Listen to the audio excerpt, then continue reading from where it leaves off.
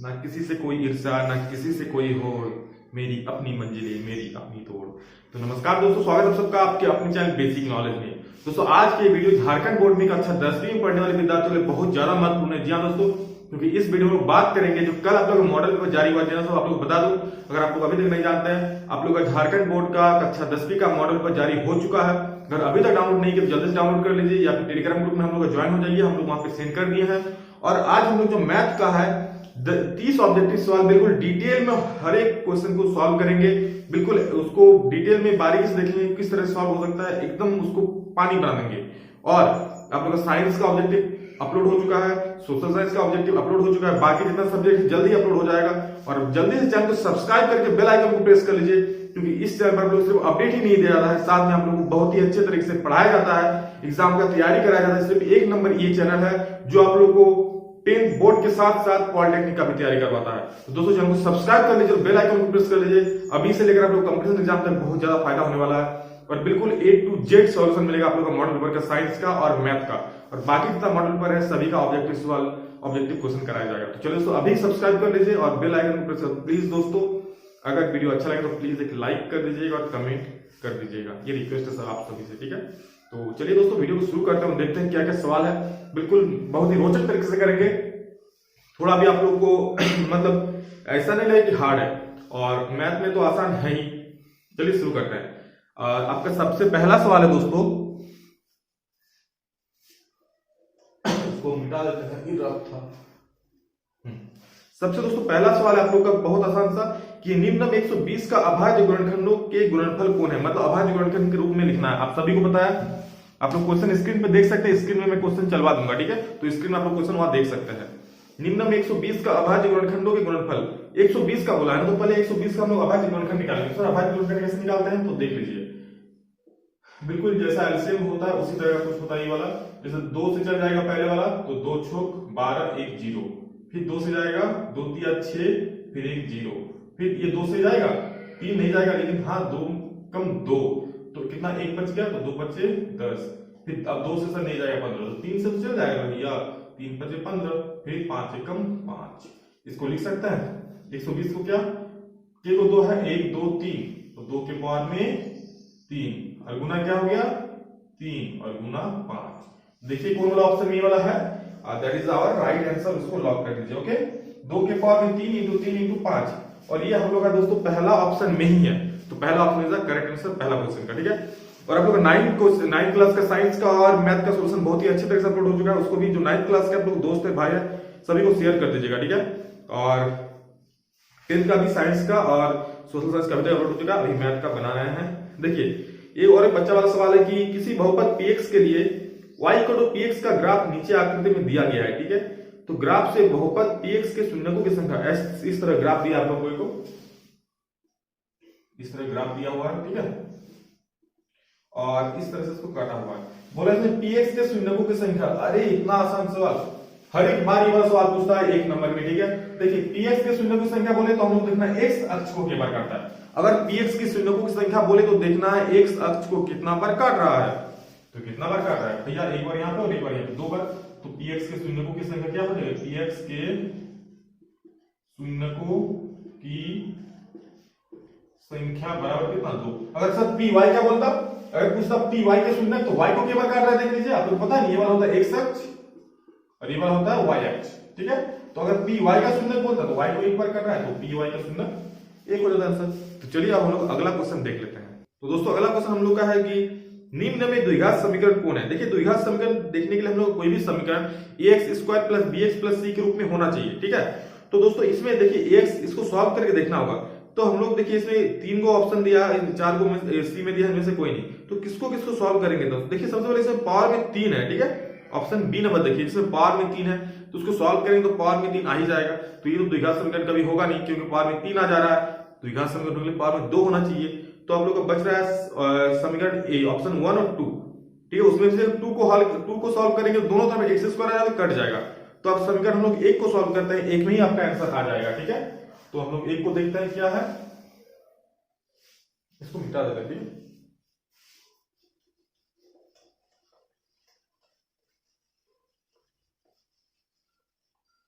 देख लीजिए ए में क्या है, ए में आपको कर दिया है 3 का x प्लस 1 का होल स्क्वायर और बराबर 2 इंटू एक्स माइनस 3। इसको सॉल्व कीजिए, देखिए क्या एक्स स्क्वायर के टर्म में आ रहा है क्या, ये a प्लस बी का होल स्क्वायर 2 में टूट जाएगा तो a स्क्वायर मतलब x का स्क्वायर प्लस 2ab तो 2 इंटू एक्स इंटू 1 और प्लस b का स्क्वायर मतलब 1 का स्क्वायर और बराबर क्या 2 इंटू एक्स माइनस 3। इसको फिर से सॉल्व करेंगे, एक्स स्क्वायर हो गया प्लस 2 इंटू एक्स इंटू 1 तो 2 इंटू एक्स 2x और प्लस 1 का स्क्वायर 1 हो जाएगा पर 2 को 1 से गुना दीजिए 2x प्लस माइनस माइनस और 2 तिया 6। ठीक है, तो इधर देखिए इधर भी 2x इधर भी 2x कट जाएगा, बचा क्या एक्स स्क्वायर प्लस 1 और इधर माइनस 6 इधर क्या हो जाएगा प्लस 6 बराबर 0। तो एक्स स्क्वायर और प्लस 6x 7 बराबर 0। देखिए एक्स स्क्वायर के टर्म में आ गया ना, द्विघात समीकरण है और बाकी तीनों को सॉल्व कीजिए, तीनों में एक्स के टर्म में नहीं आएगा तो तीनों में कोई और ऑप्शन ही आंसर नहीं होगा, तो option 1 is the correct answer. ठीक है, चलिए अगला सवाल देखते हैं और बहुत ही आसान वाला सवाल है, पूछा है कि sine 80 degree by cos 72 degree का मान क्या होगा। तो देखिए कितना नंबर ये 4 नंबर बोल रहा है sine 18 degree by cos 72 degree का वैल्यू कितना होगा, यही है ना क्वेश्चन। तो देखिए इसको हम लोग कैसे करेंगे, बस ऊपर या नीचे किसी एक को हम लोग को चेंज कर देना है। ठीक है, तो चलिए ऊपर वाला करते हैं हम लोग, साइन 18 को हम लोग लिख सकते हैं साइन 90 माइनस 72। देखिए आप दोनों को जोड़िएगा तो 90 आ जाएगा, 18 और 72 कितना 90 होता है। तो आप लोग ऐसा कीजिएगा ना, जब जोड़ के 90 हो जाए तो ऊपर वाला किसी एक में से नीचे वाला घटा दीजिए, या फिर अगर नीचे वाला चेंज करते हैं तो ऊपर वाला घटा देंगे। तो साइन 18 डिग्री है तो 90 में कितना जाएगा 18 बचेगा तो सर 72 चल जाएगा। नीचे वाला आप लोग को आंख मूंद के घटा देना है, बटे कितना नीचे वाला cos 72 डिग्री। चलिए हो गया, साइन 90 माइनस थीटा फॉर्मूला होता है, साइन 90 माइनस क्या होता है cos थीटा, तो लिख सकते हैं cos 72 डिग्री और बटा cos 72 डिग्री, ये cos 72 कट जाएगा और आंसर इज 1। कितना आसान है, बहुत आसान है ना। चलिए नेक्स्ट सवाल देखते हैं हम लोग। अगला सवाल हम लोग का क्या है, अगला सवाल आप लोग का है कि समांतर श्रेणी 3, 1, -1, -3 के सार्वअंतर इनमें से कौन सा है, मतलब इसका सार्वअंतर निकालना है और बोल दें कि समांतर श्रेणी, तो सार्वअंतर निकालने को आसानी से जानते हैं, क्या a2 - a1 कर देंगे, करेंगे ना। तो देखिए कैसे निकालेंगे इसमें, 5 नंबर 3, 1, -1, -3। अब इसे सार्वअंतर d निकालना है तो a2 - a1, a2 क्या है 1 है, -a1 क्या है 3 है, तो घटाइए -2 आंसर हो जाएगा। ठीक है, चलिए अगला सवाल हम लोग देख लेते हैं, अगला सवाल क्या है। तो चलिए अब अगला सवाल हम लोग 6 नंबर देख लेते हैं क्या बोल रहा है। तो 6 नंबर देखिए आसानी सवाल है, r त्रिज्या वाले वृत्त का परिमाप क्या होगा। किसी वृत्त का त्रिज्या r दिया है तो उसका परिमाप क्या होगा। तो वृत्त का त्रिज्या क्या परिमाप क्या होता है 2πr। तो इसका ऑप्शन आप लोग का कौन वाला सही हो जाए, देखिए option C is the correct answer. वृत्त की त्रिज्या कितना होता है 2πr, गेट इट। चलिए अगला सवाल देखते हैं, सभी वृत्त क्या होते हैं, सभी वृत्त क्या होता है, सर्वांगसम होता है कि समरूप होता है कि सर्वांग समरूप सर्वांगसम और समरूप दोनों होता है कि इनमें से कोई नहीं। देखिए वृत्त कोई भी रहे, बड़ा या छोटा, देखने में एक जैसा होता है। ठीक है, तो समान रूप होता है। अगर कोई वृत्त बड़ा है कोई छोटा है, देखने में क्या अलग दिखेगा, नहीं ना, सेम दिखेगा, समान रूप होगा दोनों का, तो समरूप, समरूप ना, इसका आंसर क्या हो जाएगा, सभी वृत्त क्या होता है समरूप होता है। सर्वांगसम मतलब समझ लीजिएगा सर्व अंग समान, देखने में भी एक जैसा और आकार में भी समान, अंगों में भी समान, जितना बड़ा ये तो उतना बड़ा वो, ओके, वो होता है सर्वांगसम। समरूप में भैया रूप समान है, समरूप हुई है। अगला सवाल है कि 12, 15 और 21 का एलसीएम क्या होगा, लोएस्ट कॉमन फैक्टर। तो 12 का, 15 का और 21 का, तो देखिए एलसीएम कैसे लोग निकालते हैं, 12, 15 और 21 दिया है, चलिए देख लेते हैं इसको भी। नेक्स्ट सवाल हम लोग का 12, 15, 21 का एलसीएम क्या है, 8 नंबर सवाल। ठीक है, 12 है, 15 है और 21 है। तो 12 को हम लोग कैसे लिख सकते हैं, आप लोग अगर नहीं आता है तो पहले ऐसे करके तोड़ लीजिएगा, 12 को 2 छोके 12, 2 तिया 6, 15 को 3 5 15 और 21 को 3 7 21। ठीक है, तो 12 का हम लोग क्या लिख सकते हैं, देख लीजिए 2 लिख सकते हैं गुना 2 गुना 3, है ना। 15 को भैया क्या लिख सकते हैं, 15 को लिख सकते हैं 3 गुना 5 और 21 को क्या लिख सकते हैं 3 गुना 7। लोएस्ट एलसीएम मतलब लोएस्ट कॉमन फैक्टर, सबसे कम में कॉमन क्या है, सब कॉमन क्या है, सब में, सब में कॉमन क्या है 3, तो एलसीएम क्या हो गया 3, that is our answer. Okay दोस्तों, हम लोग अगला सवाल है 9 नंबर का कि द्विघात बहुपद क्या होगा जिसके शून्यकों का योग तथा गुणनफल 1 और 1 दिया, शून्यकों का योग भी दिया 1 और गुणनफल भी दिया 1, ठीक है। तो देखिए इसको कैसे बनाता हम लोग देख लीजिए, सब 1 नंबर या क्वेश्चन है, 1 नंबर वाला क्वेश्चन है, फटाक फटाक बनेगा सब, ठीक है। अभी हम तो समझा नहीं इसलिए टाइम लग रहा है, नहीं तो और भी ज्यादा जल्दी बनता। देखिए क्या है, तो इसमें हम लोग शून्यकों का योग भी दिया है और गुणनफल भी दिया है ना, तो 9 नंबर सवाल देख लीजिए। अच्छा, शून्यकों का योग हम लोग क्या लिखते हैं, शून्यकों का योग, शून्यकों का योग, इसको हम लोग लिखते हैं क्या, बराबर अल्फा प्लस बीटा, और ये दिया है कितना 1, और शून्यकों का गुणनफल भी दिया है, शून्यकों का गुणनफल ये भी दिया है 1, ठीक है।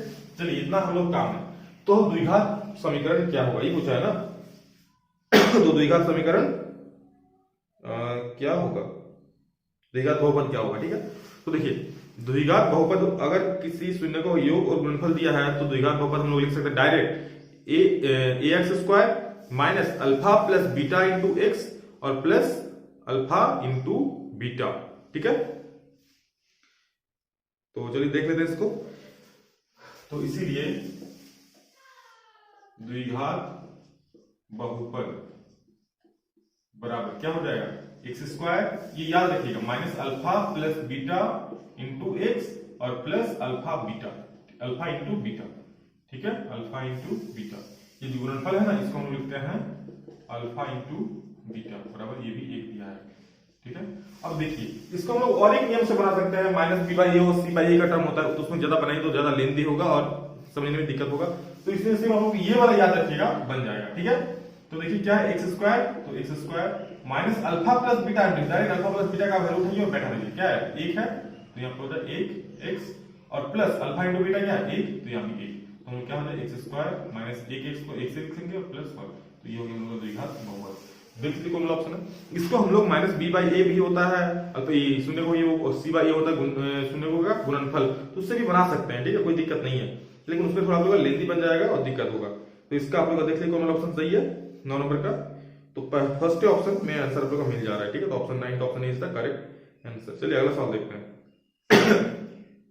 बोल रहा है कि टी स्क्वायर माइनस 15 का निम्न में से शून्य को क्या है, शून्य क्या है, ठीक है। तो जब भी आप लोग को शून्य निकालने बोलेगा ना 10 नंबर देखिए, किसका शून्य बोला है, टी स्क्वायर माइनस 15 का, सीधा बराबर 0 पुट कर दीजिए, तो सर टी स्क्वायर बराबर क्या हो जाएगा माइनस 15, तो हो जाएगा क्या हो जाएगा प्लस 15। अब टी स्क्वायर इधर स्क्वायर में है, स्क्वायर हटाएंगे तो क्या हो जाएगा रूट, तो टी इक्वल टू रूट 15 होगा ना। अब देखिए अब रूट से जब ये हो गया ना, तो ये प्लस में होता है और ये माइनस में होता है, ठीक है। तो देख लीजिए इसमें कौन कौन है, देखिए ऑप्शन बी माइनस 15 मतलब प्लस माइनस क्या, एक आप लोगों का रूट 15 सिर्फ और एक होगा माइनस रूट 15, ठीक है। तो ऑप्शन बी इसका हो जा रहा है सही, उसमें देखिए माइनस 15 और प्लस 15 दोनों है। चलिए अगला सवाल देखते हैं, निम्न में से द्विघात सूत्र कौन है, द्विघात सूत्र लिखिए, बहुत आप लोगों को फॉर्मूला भी डायरेक्ट पूछा जाएगा 1 नंबर में, ठीक है, फॉर्मूला भी याद करके रखिएगा। तो द्विघात सूत्र कौन वाला देख लीजिए, द्विघात सूत्र क्या होता है, हम लोग का द्विघाती सूत्र होता है ये वाला देख लीजिए, minus b plus minus under root d बटा 2a, ये वाला ऑप्शन मिला लीजिए कौन वाला सही है।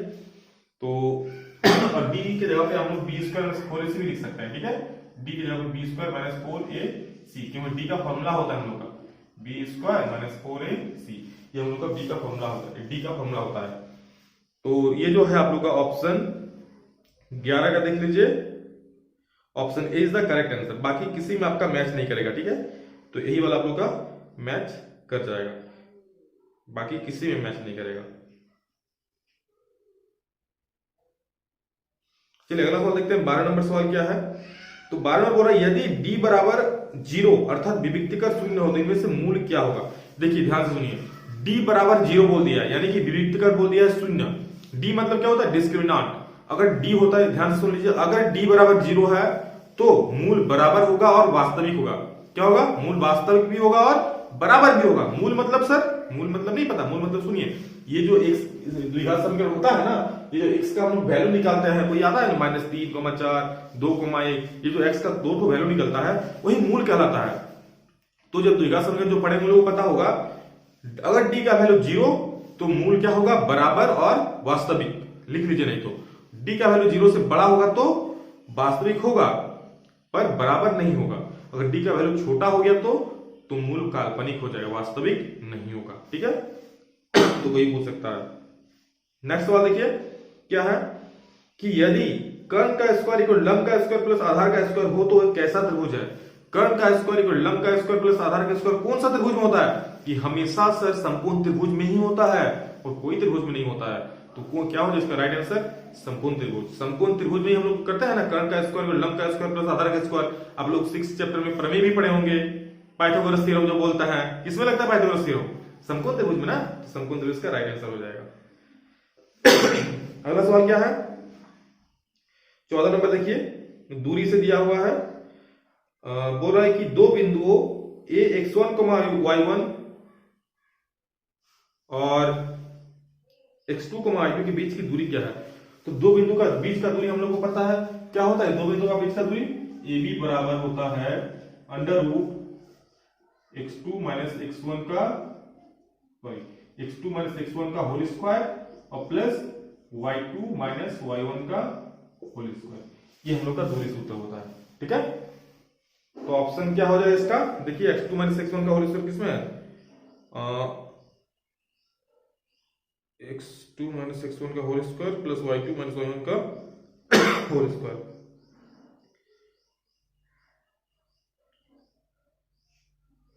ऑप्शन ए सही हो जाएगा आपका, लेकिन ऑप्शन ए में देखिए थोड़ा मिसप्रिंट किया यहाँ पे x2 माइनस x1 होना चाहिए था। ठीक है, तो x1 माइनस x1 ही कर दिया है, तो ऑप्शन ए आपका सही है बिल्कुल। चलिए अगले सवाल पर चलते हैं। 14 का option A is the correct answer. उसमें मिसप्रिंट किया है, x2 होना चाहिए था, x2 माइनस x1, जबकि x1 माइनस x1 ही कर दिया है। चलिए अगला सवाल देखिए, साइन 30 का मान क्या है? साइन 30 का मान क्या होता है? साइन 30 का मान होता है 1/2। तो देखिए कौन वाला ऑप्शन है? 15 का option C is the correct answer.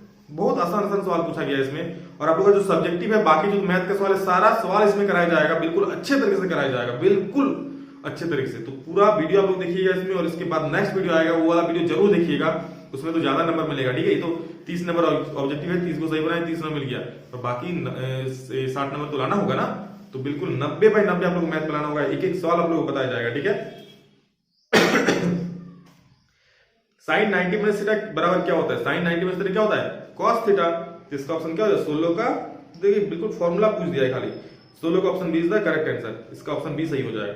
और एक देखिए इसमें भी डायरेक्ट फॉर्मूला पूछा है 17 नंबर में, ए भुजा वाले घन का आयतन क्या होगा? अब वही इससे आसान सवाल और क्या चाहिए, डायरेक्ट फॉर्मूला उठा के पूछ दिया। आप लोग एग्जाम में भी ऐसा ही क्वेश्चन पूछेगा, बिल्कुल ये मत सोचिए कि इसमें आसान पूछा है तो एग्जाम में हार्ड पूछेगा, नहीं, जो सवाल इसमें पूछा गया है वही सवाल आप लोग एग्जाम में भी पूछा जाएगा, उसी टाइप का पूछा जाएगा। तो ए भुजा वाले घन का आयतन तो हो गया ए क्यू, ए भुजा वाले घन का आयतन क्या होता है? ए क्यू। तो इसका option A is the correct answer. Next बोला इनमें शंकु का आयतन कौन है? इसमें भी डायरेक्ट फॉर्मूला पूछा है, तो शंकु का आयतन क्या होता है? 1/3 पाई आर स्क्वायर एच। तो 1/3 पाई आर स्क्वायर एच किसमें है? देखिए 1/3 pi R square H option B. तो 18 का भी ऑप्शन बी। और बनाने का भी जरूरत नहीं पड़ेगा, कलम ही नहीं उठाना पड़ेगा आप लोग, डायरेक्ट पटाख पटाख मारिएगा।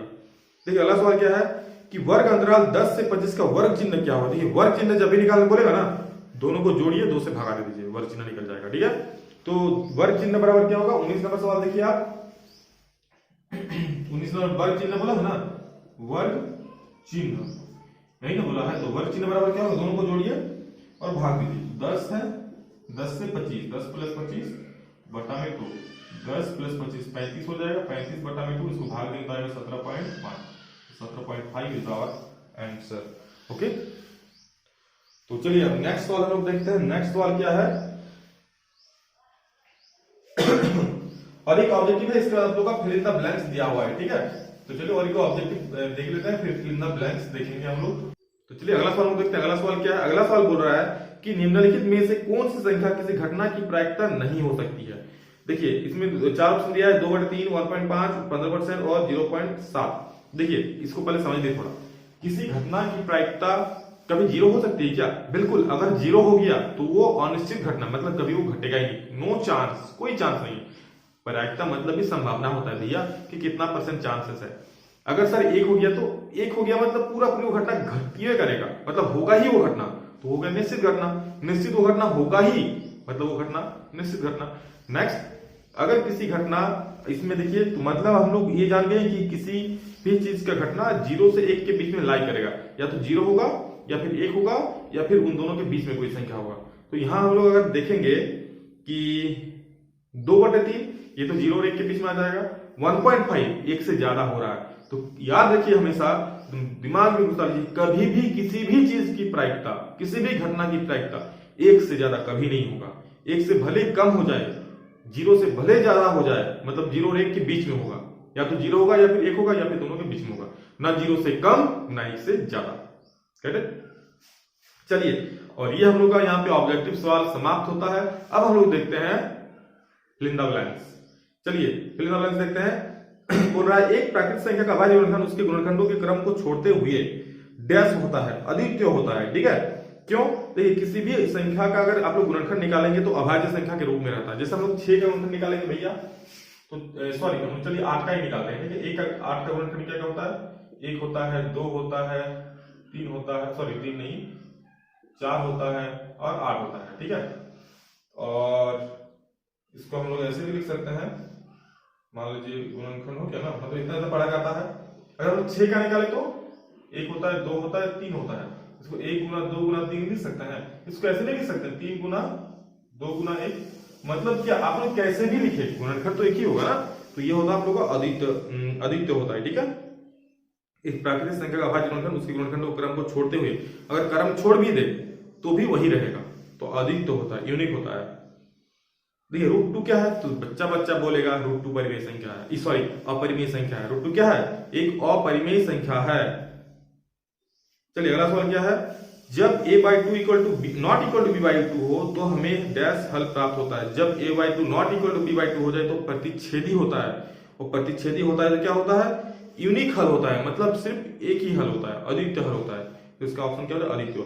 अगर ऐसा रहता कि a1/a2 equal to b1/b2 equal to c1/c2, तब वो हो जाता संपाती और इसका बहुत सारा हल होता। ठीक है, अगर रहता a1/a2, हम बता दे रहे हैं ऐसा भी आप लोग का सवाल पूछ सकता है, a1/a2 equal to b1/b2 not equal to c1/c2, मतलब होता है समांतर, और समांतर में कोई हल नहीं होता है दोस्तों, कोई हल नहीं होता है। चलिए नेक्स्ट सवाल देखते हैं।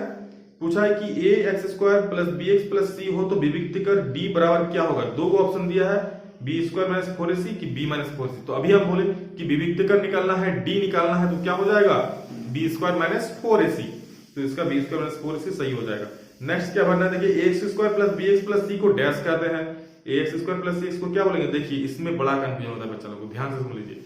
आप लोगों को बहुत में से 90% बच्चा को शायद जवाब नहीं हो पता होगा कि द्विघात बहुपद होगा कि द्विघात समीकरण होगा। ठीक है, तो मैं तो इसको होमवर्क के रूप में नहीं दूंगा, मन तो कर रहा है कि आप लोग को बताने बोलूं, लेकिन इसको मैं समझाना चाहता हूं। ठीक है, समझिए। देखिए ax² plus bx plus c अगर दिया है तो ये बहुपद होता है, द्विघात बहुपद। लेकिन जहां ये बराबर में 0 हो जाए, ऐसा देखिए अगर दिया है ax² plus bx plus c, तो ये तो द्विघात बहुपद हो गया। क्या हो गया? ये आप लोग का बहुपद हो गया। लेकिन जहां आप लोग दे दिया कि ax² plus bx plus c बराबर 0, ये आप लोग का समीकरण हो गया। कौन सा समीकरण? द्विघात समीकरण। ठीक है, जब किसी बराबर में कोई चीज दे रहा है तो वो समीकरण कहलाता है। तो जब तक सिर्फ ax² plus bx plus c दिया है तब तक वो आप लोग का क्या होगा? द्विघात बहुपद होगा, और इक्वल टू 0 दे दिया तो द्विघात समीकरण हो जाएगा। चलिए अगला सवाल देखते हैं। इसी बात अगर अच्छा लगा वीडियो प्लीज सभी लोग लाइक कीजिए, अभी का अभी सभी लोग लाइक कीजिए और चैनल को सब्सक्राइब कर लीजिए। मैथ का जो सब्जेक्टिव सवाल होगा इससे भी और अच्छे तरीके से बताया जाए। ऑब्जेक्टिव ही तो ऑब्जेक्टिव है, और अच्छे तरीके से ऑब्जेक्टिव सवाल एक ही क्वेश्चन लोगों को बताया जाएगा, और एग्जाम तक आप लोग का बहुत महत्वपूर्ण क्वेश्चन चला जाएगा, बताया जाएगा एक ही क्वेश्चन। और ऑब्जेक्टिव सवाल एक एक अगर एग्जाम से नहीं भिड़वा दिया ना तो फिर बोलिएगा। और ये कोई भाषणबाजी नहीं है दोस्तों, भाषणबाजी नहीं है। आप लोग मैक्सिमम जब मैं यहाँ पढ़ाता हूँ बहुत सारे बच्चों को ऑफलाइन में, तो वहाँ मैक्स जो मैंने लिखाया था मैक्सिमम 90% आप लोग का मॉडल पे पढ़ना है, एक दो चैप्टर नहीं पढ़ा है वही वाला खाली आप लोग का छूट गया यहाँ पे, वरना 90% तो 1% मैच ही करके है। तो मैक्सिमम क्वेश्चन एकदम डिक्टो देखने को मिलेगा एग्जाम में, सब कुछ जो हम बताएंगे उससे बाहर कुछ नहीं जाएगा। तो बस जो वीडियो अपलोड करेंगे सभी को देखना है, बिल्कुल पढ़ना है और 2 महीना बचा है, तुम रगड़ के मेहनत कीजिए और अच्छा नंबर लाइए। तो दोस्तों अगला सवाल हम लोग का है बी स्क्वायर माइनस 4ac बराबर 0 हो तो मूल बराबर होते हैं, मूल क्या होता है? देखिए ऐसे तो वही पूछा गया था। बी स्क्वायर माइनस 4ac क्या होता है? डी होता है, यही ना होता है। हम लोग जानते हैं सर डी बराबर क्या होता है? बी स्क्वायर माइनस 4ac, ये जानते हैं हम लोग, होता है ना। अब देखिए ये जब होता है मतलब डी बराबर बोल दिया 0, बी स्क्वायर माइनस 4ac बराबर 0 बोला मतलब क्या? डी बराबर 0 बोला, डी मत 0 मतलब क्या? मूल वास्तविक होगा और बराबर भी होगा। अभी तो कुछ देर पहले हम बोले कि मूल क्या होगा? वास्तविक होगा और बराबर भी होगा। और डी से अगर डी 0 से बड़ा होता तो क्या होता है? मूल वास्तविक होगा पर बराबर नहीं होगा। और डी 0 से छोटा हो गया सर तो मूल वास्तविक ही नहीं होगा, मूल काल्पनिक हो जाएगा, मतलब अवास्तविक हो जाएगा। ठीक है, चलिए नेक्स्ट सवाल देखते हैं हम लोग क्या है कि किसी संख्या की ऐसी सूची जिसे प्रत्येक पद का सार्वधातुक समान हो उसे डैश कहते हैं। सार्वधातुक समान होता है तो एपी में होता है, यानी समांतर श्रेणी कहते हैं, है ना। अगर कोई समांतर सार्वधातुक समान नहीं हो तो आप लोग एपी में कहिएगा उसको नहीं। एपी होने के लिए पहला कंडीशन और पहला और आखिरी कंडीशन यही होना चाहिए कि सार्वधातुक समान होना चाहिए। तो बोला सार्वधातुक समान है तो क्या होगा? समांतर श्रेणी होगा, उसी को हम लोग बोलते हैं एपी, यानी कि ऑटोमेटिक प्रोग्रेशन इंग्लिश में। नेक्स्ट, सभी डैश त्रिभुज समरूप होते हैं। सभी कौन सा त्रिभुज समरूप होता है? सभी कौन सा त्रिभुज बिल्कुल एक जैसा दिखता है? तो समबाहु त्रिभुज। समबाहु त्रिभुज छोटा या बड़ा हो सकता है पर देखने में एक समान होगा। पहले ही बताया समान रूप समरूप, देखने में एक जैसा समरूप। ठीक है, तो क्या हो जिसका आंसर समरूप होगा कौन सा? समबाहु त्रिभुज। नेक्स्ट सवाल है tan 90 माइनस थीटा बराबर होता है। tan 90 माइनस थीटा बराबर क्या होता है? तो डायरेक्ट फॉर्मूला होता है tan माइनस थीटा का। tan 90 माइनस थीटा बराबर होता है cot थीटा। ठीक है, कितना आसान बिल्कुल डायरेक्ट फॉर्मूला पूछ दिया आप लोग को, बताइए अब आधा तो फॉर्मूला ही पूछा आप लोग को। नेक्स्ट सवाल आखिरी सवाल है आप लोग का 30 नंबर कि घटना ई की प्रायिकता प्लस घटना ई नहीं की प्रायिकता। आप लोग हम बताएं कोई भी घटना अगर निश्चित घटना हो तो 1 होता है, अगर अनिश्चित घटना मतलब असंभव घटना हो तो 0 होता है। और एक चीज याद रखिए, कोई भी घटना का जोड़ अगर किसी घटना होने की प्रायिकता प्लस उस घटना की ना होने की प्रायिकता बराबर 1 होता है। ठीक है, कोई घटना घटेगा या फिर कोई घटना नहीं घटेगा, दोनों का जोड़ होगा 1। ठीक है, यहाँ पे वही क्वेश्चन है, ये लास्ट नंबर देखिएगा स्क्रीन में कि ई होने की घटना होने की प्रायिकता प्लस ई नहीं होने की प्रायिकता दोनों को मिलाकर 1 होता है। ठीक है दोस्तों, ये था आज का आपका 30 सवाल, उसमें से 20 ऑब्जेक्टिव था और 10 सवाल जो था वो आप लोग का वो फिल इन द ब्लैंक्स था। ठीक है, इसके बाद आप लोग का सारा सब्जेक्टिव सवाल है। तो इसके बाद जो नेक्स्ट वीडियो आएगा सब्जेक्टिव का आएगा, उसमें डिटेल में आप लोग को बताया जाए क्या क्या कैसे सॉल्व करना है, हर एक क्वेश्चन को बारीकी से समझाया जाएगा। ठीक है, जैसे इसमें समझाया गया है उससे भी अच्छा, और उसमें तो बड़ा क्वेश्चन सॉल्व होगा तो उसमें और ज्यादा मजा आएगा। ठीक है, तो दोस्तों अगर वीडियो अच्छा लगे तो वीडियो को लाइक कीजिए, चैनल को अभी सब्सक्राइब कर लीजिए, अपने सारे दोस्तों को हर एक ग्रुप में शेयर कर दीजिए ताकि उन लोगों को भी इसका फायदा मिले, वो लोग भी देख पाए। और इस चैनल पर ना सिर्फ उन लोगों को अपडेट दिया जाता है, हर एक चीज का अपडेट तो दिया ही जाता है कि कब एग्जाम होगा, कब रूटीन है, क्या होगा, सारी हर एक चीज बताया जाएगा। साथ ही बहुत ही अच्छे तरीके से तैयारी करवाया जाता है। ये एक अकेला ऐसा चैनल है दोस्तों जिसमें आप लोग को बोर्ड प्लस पॉलिटेक्निक प्लस आप लोग आकांक्षा भट्टी, अभी बताऊंगा आप लोग आकांक्षा भट्टी के बारे में, सब चीज का तैयारी कराया जाता है, हर एक चीज का अपडेट दिया जाता है। ठीक है, तो बहुत फायदा होने वाला, एक चैनल में आप लोग सब कुछ मिलने वाला है। आकांक्षा पार्टी बता दो दोस्तों, जो कक्षा में 10वीं आप लोग पढ़ रहे हैं, जो आप लोग वीडियो देख रहे हैं 10th क्लास के हैं तो ये वीडियो देख रहे हैं, तो आप लोग आकांक्षा पार्टी एक ऐसा फॉर्म है, एक ऐसी योजना है झारखंड सरकार का जिसमें आप लोग पास कर जाते हैं तो फ्री में दोस्तों 11th 12th पढ़ाया जाएगा, 1 रुपया खर्चा नहीं, प्लस रहने का खाने का सारा खर्चा सरकार का, और 2 साल आप लोग का इंजीनियरिंग या मेडिकल का तैयारी करा जाता है। आप लोग जिसका तैयारी करना चाहते हैं, मतलब जो होता है ना बीआईटी, जो इंजीनियरिंग होता है बीटेक करने के लिए, या फिर जो आईआईटी और जितना सारे एग्जाम सारा का तैयारी कर सकते हैं आप लोग, बिल्कुल फ्री ऑफ कॉस्ट, 1 रुपया नहीं देना पड़ेगा, रहना खाना सब कुछ। तो इस पर एक डिटेल वीडियो मैं बना दिया हूँ, अगर नहीं देखें तो देख लीजिए और वीडियो सेक्शन में होगा। ठीक है दोस्तों, तो बहुत सारी अच्छी जानकारी आप लोग चैनल पर दी जाएगी, चैनल में बिल्कुल बने रहिए, अपने दोस्तों को शेयर कर दीजिए और वीडियो अच्छा तो लाइक करके, और प्लीज एक कमेंट जरूर कीजिएगा जो वीडियो देख रहे हैं यहाँ तक। तो चलिए दोस्तों अभी लेता है, नेक्स्ट में जल्द मिलते हैं और एक नए जोश के साथ, नए क्वेश्चन के साथ। अभी के लिए इतना ही, नेक्स्ट में जल्द मिलते हैं, तब तक जय हिंद, वंदे मातरम।